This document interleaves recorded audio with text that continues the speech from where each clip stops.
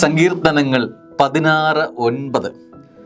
കർത്താവ് എപ്പോഴും എൻ്റെ കൺമുൻപിലുണ്ട്, അവിടുന്ന് എൻ്റെ വലത്തുഭാഗത്തുള്ളത് കൊണ്ട് ഞാൻ കുലുങ്ങുകയില്ല.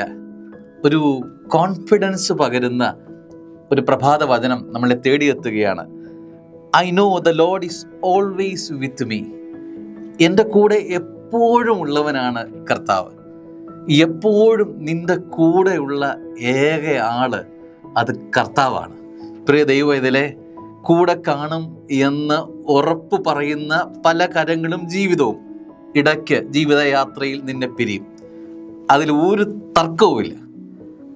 അങ്ങനെ ഉറപ്പ് നൽകിയ പല ജീവിതങ്ങളും നിന്റെ മുമ്പിൽ നിന്ന് അപ്രത്യക്ഷമായി കഴിഞ്ഞു ഇതിനോടകം.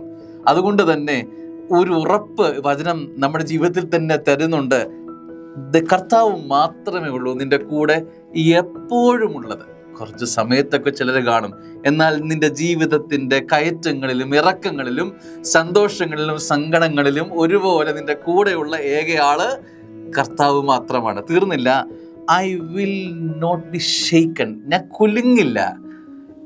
കുലുങ്ങുന്ന അനുഭവങ്ങളൊക്കെ നിന്നെ തേടി എത്തുമ്പോഴും മറിഞ്ഞു വീഴുന്നു, അത്രമാത്രം കഠിനമായ വിഷയങ്ങൾ ചുറ്റും നിൽക്കുമ്പോഴും നീ കുലുങ്ങില്ല മകനെ. നീ പതറില്ല. കാരണം എന്താ അറിയാമോ? അവൻ നിന്റെ വലത്തുവശത്ത് ഉണ്ട്. ഇതാണ് ഒരു ധൈര്യം. ഒരു ദൈവ പൈതലിൻ്റെ ധൈര്യം എന്താണെന്നറിയാമോ?